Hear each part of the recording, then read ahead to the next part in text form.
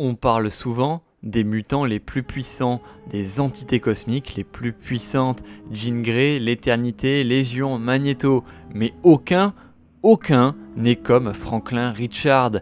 Il manipule les atomes, il crée les lois qui les régissent, il plie la réalité elle-même, il peut redessiner l'univers à sa propre image. Franklin Richards n'est pas un simple mutant, il est au-delà du niveau Oméga. Alors aujourd'hui, découvrons ensemble quelle est la véritable puissance de celui dont le destin est de remplacer le dévoreur de mondes, de celui dont le destin est de remplacer Galactus.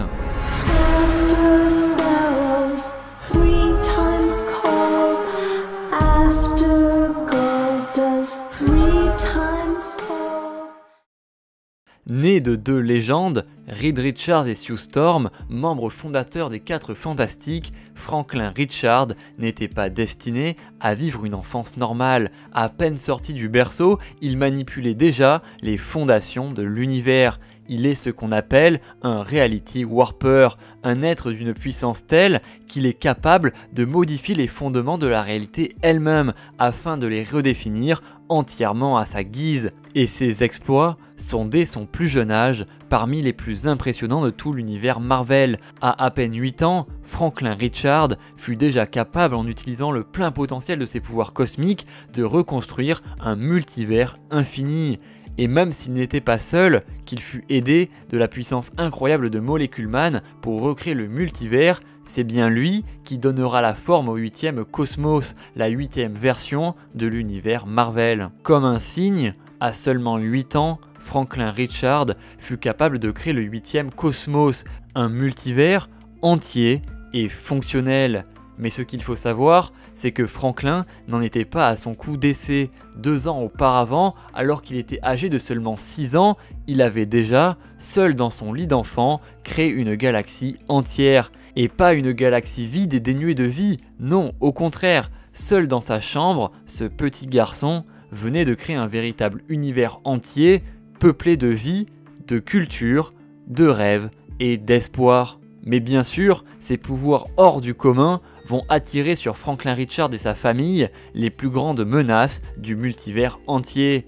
Et d'abord viendront alors les entités les plus puissantes de l'univers Marvel, les Célestes. Et c'est justement les Célestes qui vont confirmer eux-mêmes que Franklin Richards est un reality warper, un être capable de plier la réalité à ses propres désirs. Sauf que bien vite, lorsque Franklin Richards aura fait la démonstration de ses pouvoirs irréels, les Célestes se dresseront sur son chemin, considérant ce pouvoir absolu comme une anomalie, un pouvoir tel que même pour les êtres les plus puissants de la galaxie, il n'était pas censé exister. Un pouvoir qui mettait en danger la structure universelle de la réalité elle-même, un pouvoir tel qu'il était au-dessus du niveau Oméga. Mais bien sûr, avec un tel pouvoir, Franklin Richards, alors à sa pleine puissance, ne craignait absolument pas les terribles Célestes. Sauf que les Célestes, conscients du pouvoir infini de Franklin, décidèrent de l'attaquer lorsqu'il était le plus vulnérable et choisirent donc de s'en prendre à lui au moment où il était âgé de seulement 8 ans. Même si pour le coup on a vu qu'à seulement 8 ans il créait déjà des multivers, bon pour le coup dans les comics ça n'avait pas encore eu lieu, donc les Célestes ils se sont dit là c'est le moment de l'avoir avant que ce soit trop tard, et ils avaient raison parce qu'après ce sera trop tard. Mais justement, alors que les Célestes étaient en train de s'en prendre à la famille des 4 Fantastiques, ce fut le Franklin Richards du futur, accompagné de sa sœur Valeria, qui va venir sauver la famille des 4 Fantastiques. Parce que oui, il peut aussi voyager dans le temps, il ne faut pas poser de questions. Et autant vous dire que le Franklin Richards du futur, maîtrisant ses pouvoirs à la perfection,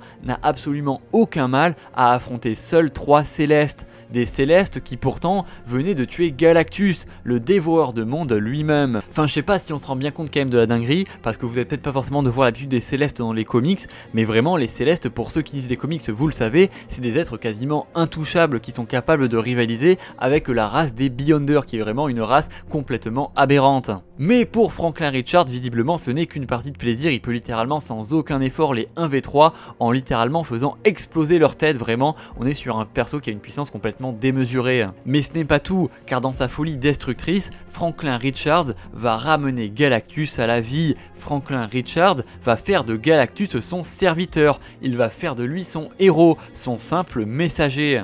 Vraiment, il faut se rendre compte de la disproportion complètement aberrante de la puissance de ses pouvoirs. Franklin Richards, c'est quand même un personnage qui ramène Galactus à la vie et qui fait de lui son simple messager. Vraiment, on est sur un perso qui n'a absolument aucune limite et qui ne peut être comparé à aucun autre personnage.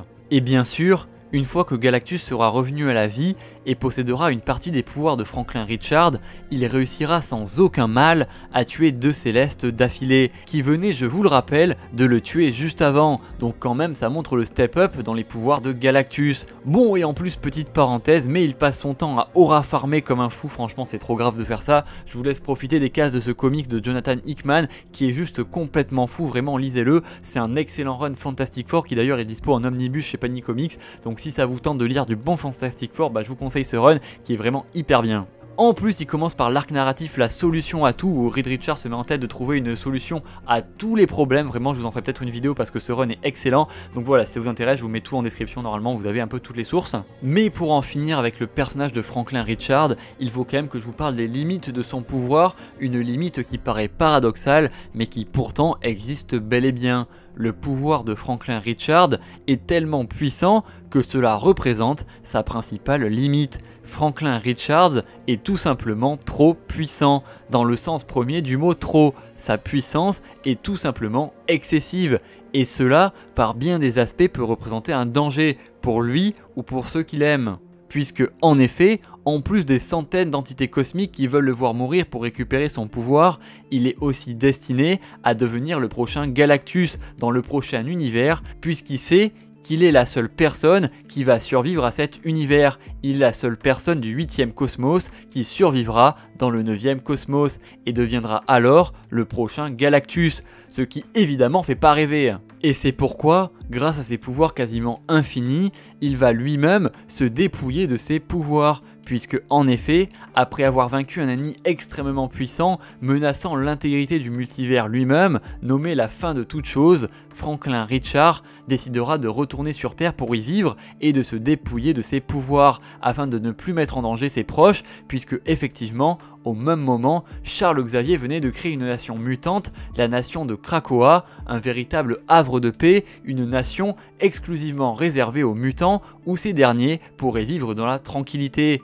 Et justement, la tranquillité, vivre une vie normale, c'est ce que recherchait Franklin Richards. Mais alors, c'est justement au moment où Franklin décidera de rejoindre la nation mutante de Krakoa qu'une terrible vérité va se dévoiler à lui, puisque en effet, Franklin, alors dépouillé de ses pouvoirs, ne réussit pas à passer la porte de Krakoa, une porte spéciale pouvant être franchie seulement par ceux porteurs du gène mutant. Mais Franklin, lui, pourtant censé être un mutant, resta bloqué devant. Il rencontrera alors Charles Xavier qui lui expliquera toute la vérité. Franklin, alors qu'il était encore qu'un enfant, avait utilisé ses pouvoirs de manière inconsciente pour modifier sa structure génétique elle-même afin de devenir un mutant. Mais en réalité, il n'avait jamais été un mutant, il s'était simplement auto-persuadé de l'être, ce qui avait modifié son anatomie génétique. Et alors, lorsqu'il a renoncé à ses pouvoirs, eh bien cela a effacé son gène mutant, le faisant redevenir alors un simple humain. Car oui, afin de vivre pleinement sa vie d'enfant, ce qu'il avait toujours voulu, Franklin Richards avait lui-même renoncé à ses pouvoirs et utilisé ses pouvoirs pour effacer ses pouvoirs et ne les réveiller seulement qu'une seule fois par an, afin d'être sûr qu'il savait toujours comment les maîtriser et qu'il ne représentait pas un danger pour les autres. Franklin Richards est donc probablement l'être le plus puissant de tout Marvel, mais pour le moment, il ne l'est seulement qu'une seule fois par an. Car en effet, s'il venait à réveiller l'entièreté de ses pouvoirs trop tôt, cela pourrait représenter une menace pour la planète elle-même, voire pour la chronologie entière du multivers. Franklin Richards est donc un être singulier, capable de vaincre les plus grandes entités cosmiques du multivers, capable de créer de nouveaux multivers. Et même encore aujourd'hui, personne ne sait quelle est l'étendue quelle est la véritable limite de ses pouvoirs. Voilà, j'espère que cette petite vidéo sur Franklin Richards vous aura un peu éclairé, vous aura montré un peu l'étendue de la puissance complètement aberrante de ce personnage. Si vous l'avez aimé, bien sûr, n'hésitez pas à liker, partager et commenter, c'est ce qui fait vivre la chaîne. Il y a aussi une nouvelle option, je crois, c'est booster dans les commentaires, n'hésitez pas à regarder, si vous avez l'option, n'hésitez pas à cliquer dessus, ça aide la chaîne, j'ai pas compris, mais je sais que c'est de la chaîne, donc faites-le pitié. Comme d'habitude, vous avez la description avec le serveur Discord pour parler comics, vous avez les lives sur Vote, etc. Comme d'habitude, je peux vous refaire l'histoire à chaque fois. Eurocomics Raid pour grader vos comics, faites-le parce que évidemment les comics prennent de la valeur. En plus, en ce moment, avec la hype qui revient, c'est très cool. Donc voilà, n'hésitez pas à aller faire un tour sur le site internet. Et moi, je vous dis à très vite pour de prochaines vidéos. Et sur ce, ciao.